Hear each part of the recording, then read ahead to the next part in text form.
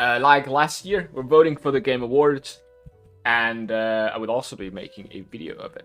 So, Game of the Year, I think this is the category we'll vote later. I think I am a little bit more aware of the games this year than I was last year, even though I haven't actually played any of these games, at least from the Game of the Year ones. But I'm pretty aware of how the reception has been, and I've seen videos and stuff of them. So I am a little bit more aware of how the games went this year. And it was a decent year, although a lot of games did get pushed to 2023, but yeah. So, Best Game Director, awarded for outstanding creative vision and innovation in game direction and design. So, innovation in game direction and design, definitely those two do not count for it. Immortality, it's interesting for sure. It was the one about trying to figure out what happened to a girl, I believe, by looking through old pictures and old like scenes, I guess. More of a point and click kind of thing. Interesting. Definitely. Elden Ring, I guess it's definitely an innovation in the Dark Souls formula, which is very nice. But other than that, I'm not sure. I think I'm gonna give it to Stray, honestly. I mean, I'm not necessarily a very big fan of Dark Souls myself, so I guess that definitely counts for something. But so yeah, so I think I'm gonna give it to Stray. I think it was quite innovating. The fact that it was highly loved, the world is interesting, and yeah, and it's fun. I think it's a good game. All right, next category. Best narrative. So this one is a lot more difficult to judge from my perspective, considering I haven't watched all of them. So I'm not sure. So I think I'm not even gonna vote, to be honest. Off of this one, because I just can't judge the narrative itself. Best art direction. I mean, Scorn is definitely an interesting art direction. As in, it's not necessarily very innovative, but they went all in with the kind of gory, weird like vibe to the whole thing. And I guess compared to the other games, I mean, Stray is up there as well, because it definitely got like a cyberpunk-ish world, with like the perspective is very interesting as well, because you're seeing everything, you know, from the perspective of a quote-unquote cat, in the sense that you are a lot smaller than what you would usually be. So the perspective is interesting, but outside of that, I think I'm gonna give it to Scorn, because the other three, like, art style wise, it's not necessarily very innovative or incredible. I mean, this is more for like best outstanding. Well, it's creative or technical achievement. Fair enough. But I think I would give it to Scorn for this one, for sure.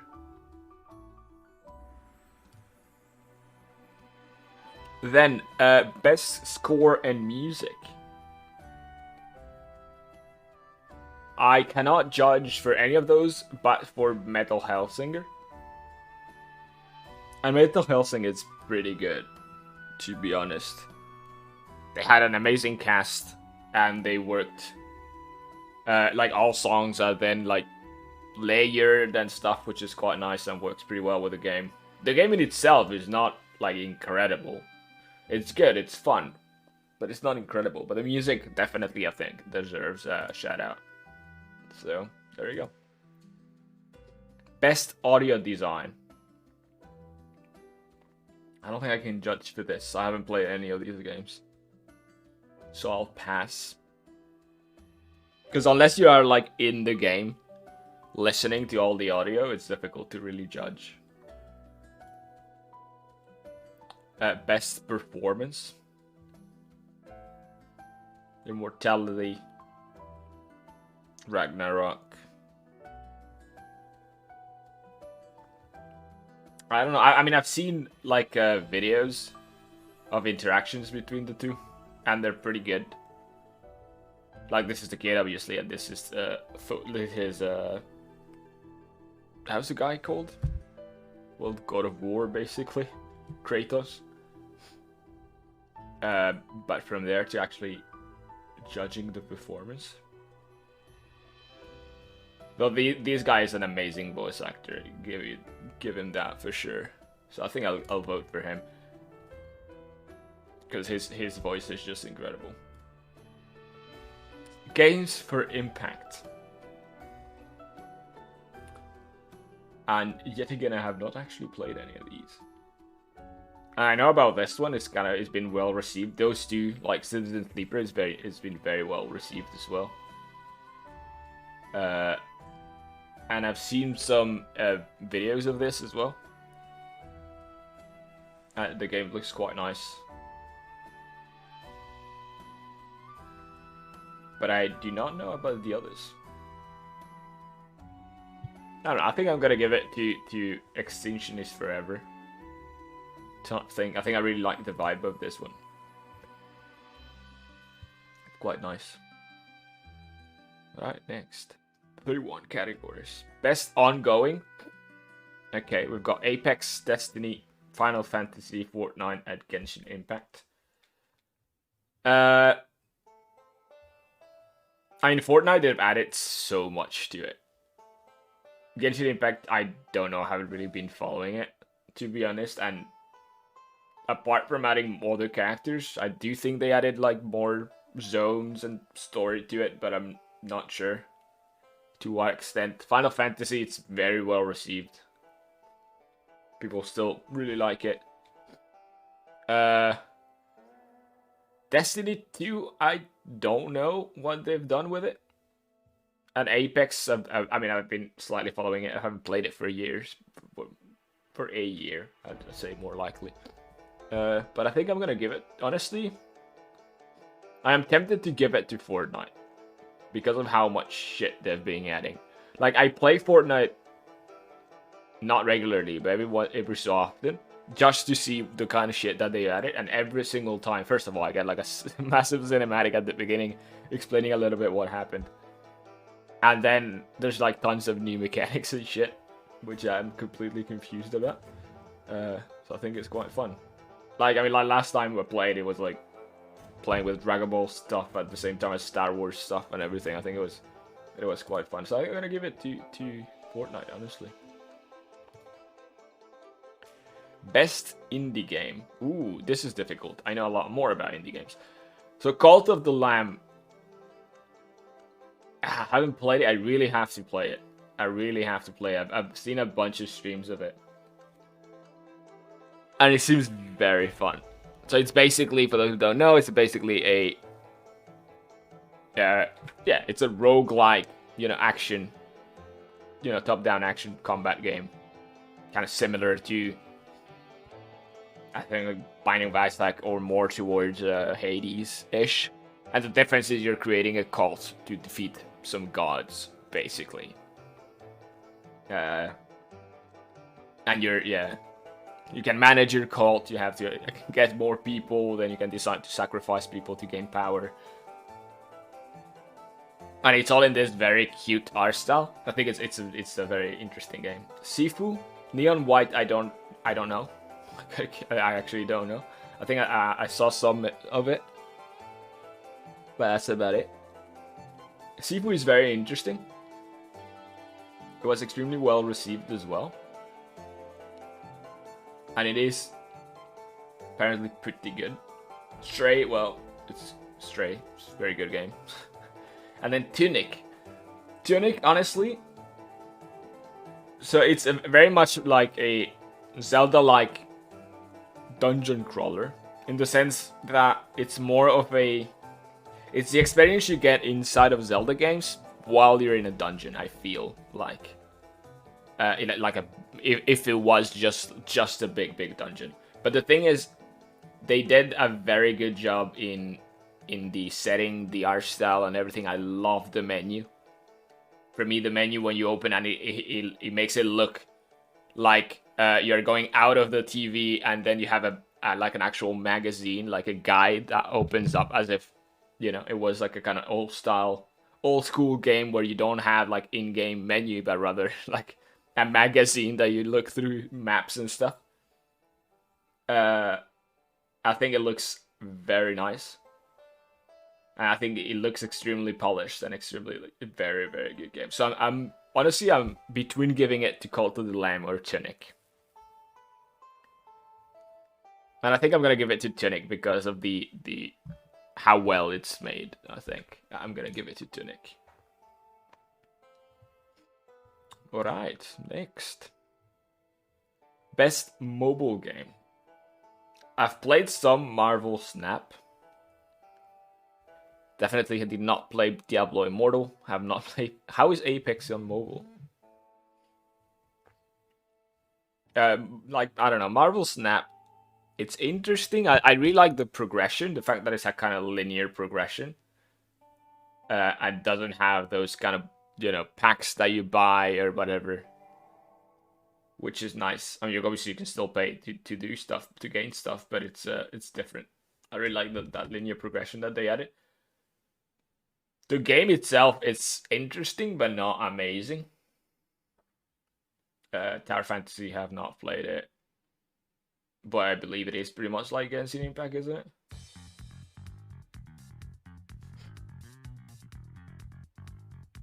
I don't know. I think I'm gonna give it to Marvel Snap because the others meh, basically. Best community support. Apex, Destiny, Final Fantasy 14, Fortnite, or No Man's Sky. Recognizing a game outstanding community, transparency, and responsiveness, including social media activity and game updates and patches.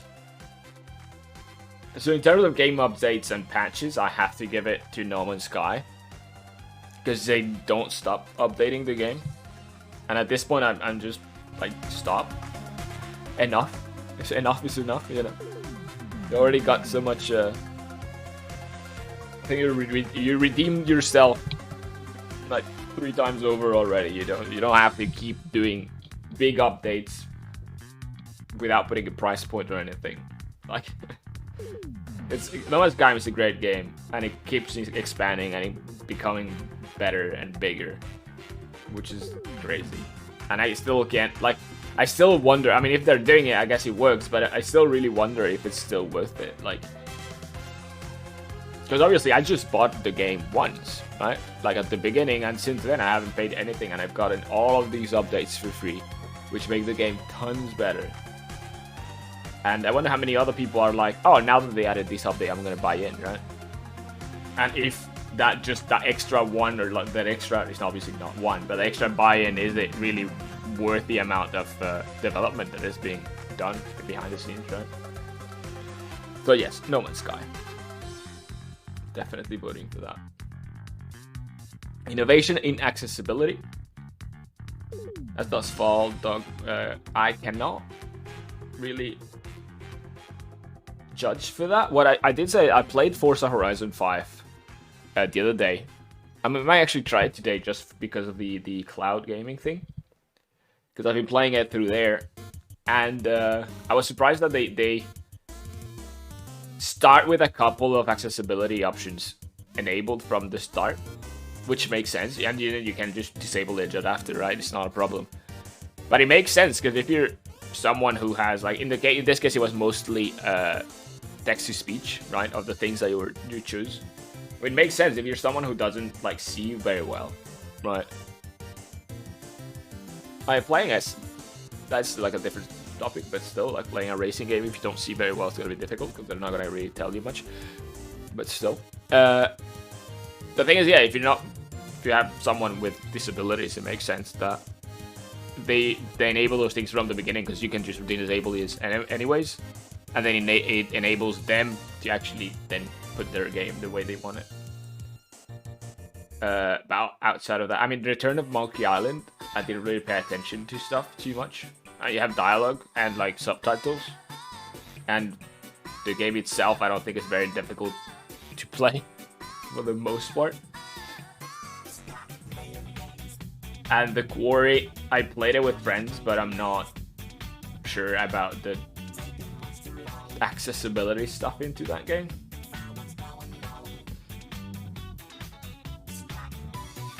But those two are basically like, as does also the Query, basically story games. So accessibility, as long as you have like options, as to how big the subtitles are. Maybe a balancing on how strong the voices are compared to the rest of the game. And like maybe font choices or something, then you're good, basically. So I don't know. I think I'm just not gonna vote because I don't know enough about this. Anyway, Space VR AR game. After the Fall, Among Us VR, Bone Lab, Moss, and Red Matter 2. So I haven't played it. Well, I did play Bone Lab actually. Not the recent version, but the previous version. Well, no, that was Boneworks, which was this. So I did not play Bone Lab actually. But if it is as good as Boneworks, then it's pretty good. Among Us VR, honestly, like it was funny when Among Us VR was announced, because for me, like I had already played it because I played Among Us in VR chat, which was pretty much it's literally the exact same thing. The difference is this one is made by the developers themselves, and it's like a standalone thing, but it is pretty much the same, to be honest. It looks like it is the same. I guess it probably has better support in case there's bugs or whatever, but yeah. After the Fall, didn't play it. And Moss, I played the first one, it's a very nice experience. I did not play the second one though. And what I like about Moss is that they use the VR as a perspective, and as in that game could be a game that is not in VR and it would almost work the same, right? Because it is a third-person action combat game, action adventure game, I guess, right? And a platformer-ish. So, and you're kind of watching it from like a third person, like far away perspective. So basically, you are helping this little guy, but you're not the little guy yourself. So I really like the fact that even though it is in VR, it's not like every other game that's like, oh, because it's in VR, it's in first person, right? And it works pretty well. So yeah, that's why I say it could be translated to a non-VR game pretty easily, but it wouldn't necessarily be the exact same because they use VR in clever ways. And especially the fact that you can actually like move your head and move your perspective a lot more freely. So I think I'm gonna give it to Bone Lab. I've seen videos of it, and it is like a very good VR experience, you know. Especially if they improved a little bit from Boneworks, then it's definitely better. Best action game: Bayonetta 3, Call of Duty, Neon White, Sifu, and Teenage Mutant Ninja Turtles. So Teenage Mutant Ninja Turtles is basically a remaster, if I'm correct. Or maybe I'm wrong. Might be wrong though. But as an action game, I think I'm gonna give it to Sifu. Although it could fit inside of a fighting game as well. I think I have to give it to Sifu though. Because these two, although they're probably good, they didn't necessarily change the... You know, Bayonetta, it's still a Bayonetta. And Call of Duty, it's, well, a Call of Duty, so I can't really judge. But man, this is a beat them up, which is good, but whatever. So I'm gonna give it to Sifu for sure. A lot more innovative and deserves it. Based action adventure. I don't know if I would consider straight action. Just has some action, but from there to consider it a full-on action is a bit too much, maybe. Yeah, I don't know. Definitely more actiony are God of War and Horizon Forbidden West. Now, I don't know exactly how Forbidden West has been received compared to the Horizon. What's the original called? I'm not sure, but I don't know how good it is compared to the first one. Same for Ragnarok, to be honest. I mean, I feel like a lot of people have not even finished it yet. So I'm tempted to give it to Tunic as well. Again, I feel like that game is really made extremely well. So I have to give it to Tunic. Best role-playing.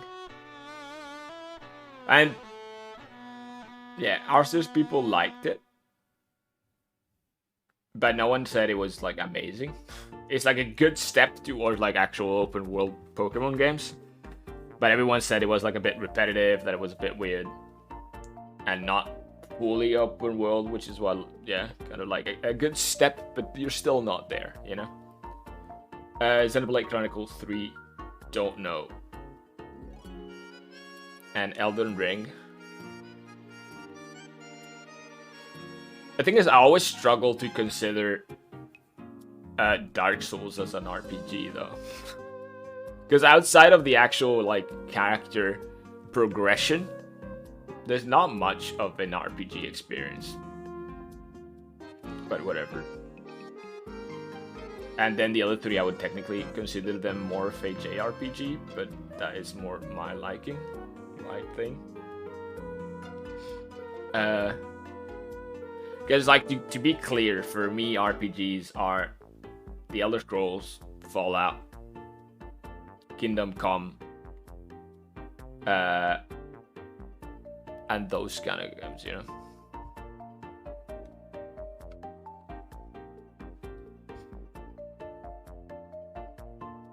And not these type of games, which are for me more action. Yeah, I guess you could consider them action RPGs. That's fine. But yeah. So based on these, I'm not sure which one to give it to. I think I'm gonna give it to Elden Ring, though. I think it is one of the games that had the most impact this year, for sure. Best fighting game. So Sifu is there. But Sifu, although it is a fighting game, it is not a like multiplayer fighting game. So I don't think it really fits this category so well. Multiversus is good, but it's not. I think, yeah. So it's good, but obviously you're comparing it to Smash Ultimate, which I don't think it reaches Smash that much, to be honest. The King of Fighters. And then I don't really know about these ones. So I think I'm not gonna vote on this category. Because I can't really help there, I think. Best family game. Okay, I actually know a little bit more about these as well. So I played Star Wars The Skywalker Saga, and it's good. It's pretty good. It is mostly at collector's heaven, to be honest. Which I'm not, by the way, but it is a very good game. Then you have like Kirby and the Forgotten Land. Very good game. Now, best family game. The thing about this is I do expect some kind of multiplayer co-op or something. And I don't think neither Kirby nor Mario Rabbids Sparks of Hope really have that. And Nintendo Switch Sports is good, but they really have to add more sports to it. And Splatoon, well, it's Splatoon, so I don't know how different it is. So I think I'm gonna give it to Lego Star Wars. And you can tell also that a lot of work went into this game. Best Sim Strategy Game. Alright, so Dune Spice Wars. It's good, but last time I checked, it's still in early access, and it felt like when I played it, it's a good game, but when I played it, it was a little bit, it felt like it was missing slightly, a little bit still. So it will definitely be a good game, but last time I checked at least, it wasn't finished completely. Let me check, because I might be wrong, to be honest. It might have gone out of early access already. So, Dune Spice Wars.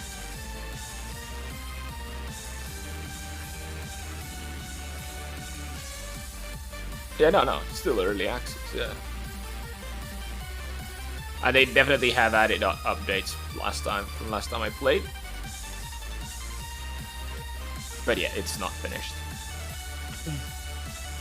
Mario Rabbids Spark Hope, it's good. I've seen people playing it, and I like the way they did. They changed the mechanics slightly. It has a lot more freedom as to how you move and how you plan your turns, which is nice. Total War Warhammer 3, I have not played it. And Two Point Campus is fun. But it's not incredible. But it is very fun. Like, I played it a decent amount, to be honest. So it's quite nice. And Victoria 3, I did not play it. A real-time turn-based simulation strategy gameplay. Although, again, in this thing, I'm a little bit conflicted as to why this game is there. I think categories are a little bit too broad, because these four are all, you know, strategy management games. Let's put it this way. This one is more of a purely management game, but still, I don't know what the strategy would come in, but still. And this one is more of an XCOM type game. So it's difficult to put it in the same category, to be honest. But anyway, I think I'm gonna give it to 2 Point Campus because it's mostly the only one that I don't know much about is Victoria 3. And this one I really enjoyed it, and I think it's quite fun. And I just think this one's good. It's very good, but I don't think it fits the category so well.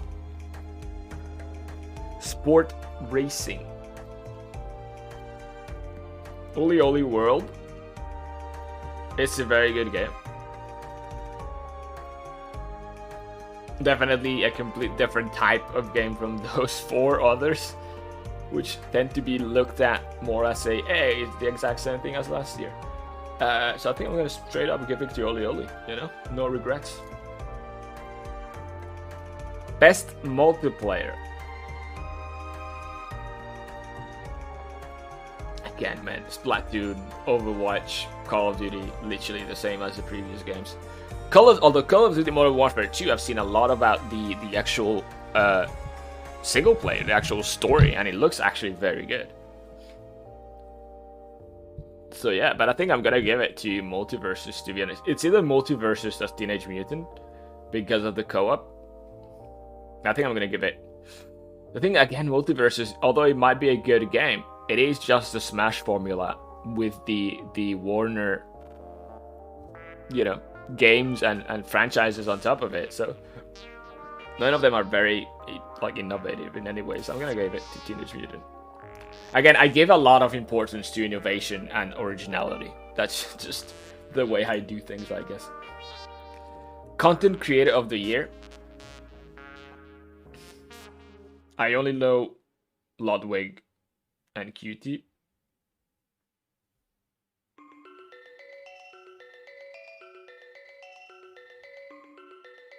And I'm not sure who I should vote for, honestly. I don't know. Anyways, I think I'm just gonna vote for Ludwig. I don't know if he really deserves it, and he's already extremely known, but still. Best debut indie game. Vampire Survivors. Vampire Survivors made it to the Game Awards. That is honestly surprising. It's a fun game. It's a very good game, and it created this massive wave of Survivor games, and I'm part of that wave because I'm making one now. But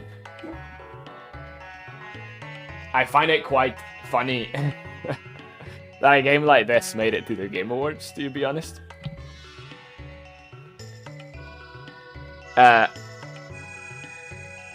Although in terms of success, I believe Vampire Survivor did better than all of these four games.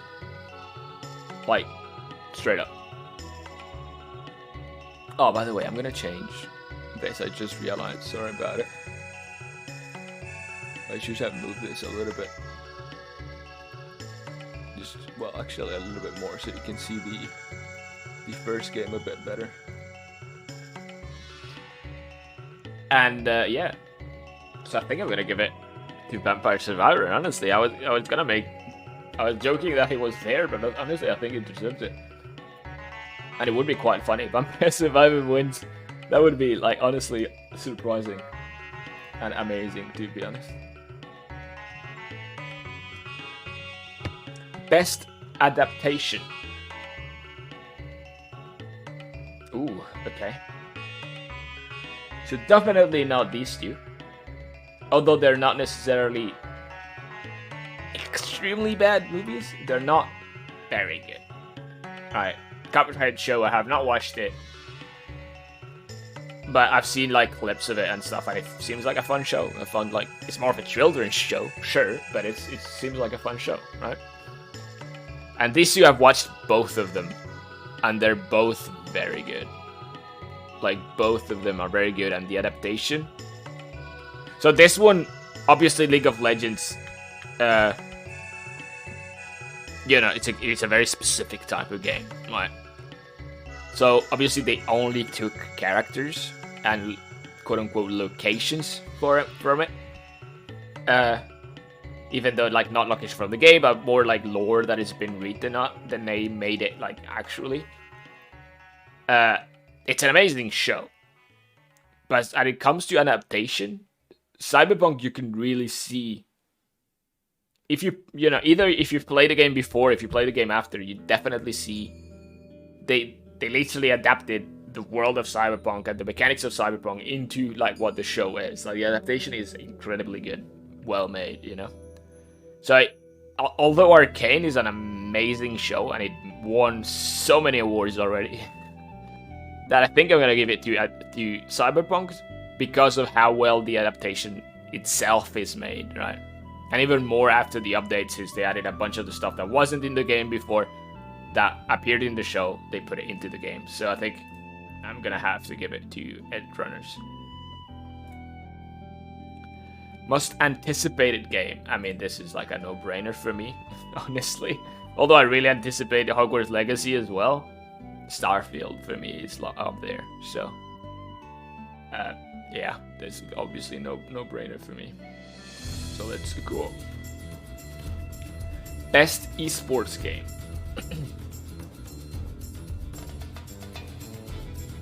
Counter-Strike, Dota 2, League of Legends, Rocket League, and Valorant. I haven't been following esports for a while. I followed esports a little bit more when I was into Dota 2 a lot, which was a while ago, to be honest. Then I kind of stopped, and so I would judge mostly as to what I've seen the most. By not, being someone who doesn't follow it, what have I seen the most, right?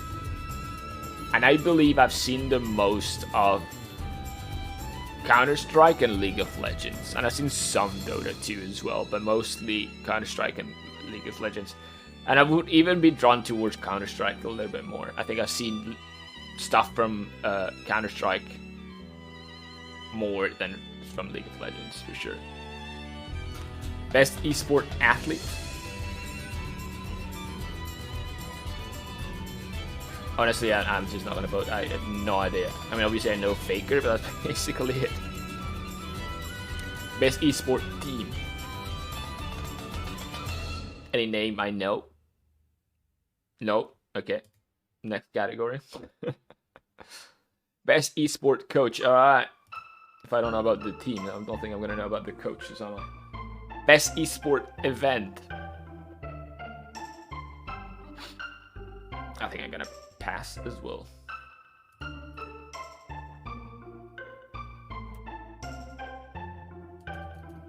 Oh, okay. So that was all. Alright, so I think the only category I have not voted for, which I should vote, is Game of the Year. So, for Game of the Year, out of these, I've voted once for Elden Ring and I've voted once for Stray, out of all the other categories. So I think it has to be between the two. As a... how to say this? As a kind of message to the... to the game industry, I'm drawn to vote for Stray. Because again, I think it would be very nice and a great message that an indie game would win the Game of the Year, right? Which has not happened. It's been close multiple years, because last year it was also an indie game that was like up there. Hades was up there, I think. So I think I am gonna give it to Stray just for that. Because why would Stray win compared to the other games, right? For me, again, a simple explanation that I would have is simply saying, well, I strive for originality, basically. I really like originality. So having a game that is very different, because all of these other games are sequels, right? You know what I mean? So it is a little bit... And I'm not against sequels, of course. I'm highly anticipating Elder Scrolls 6, right? So I'm not against sequels.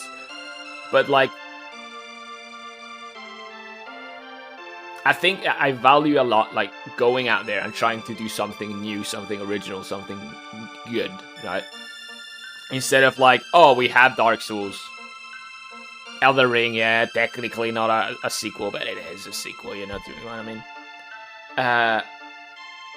So yeah, like I was saying, you got God of War that worked very well. We don't have to change much. As long as we update a little bit the graphics and add a couple mechanics on top, then make a story with it, we've got a new game. Same for Horizon Forbidden West, right? New map, slightly new mechanics, improve the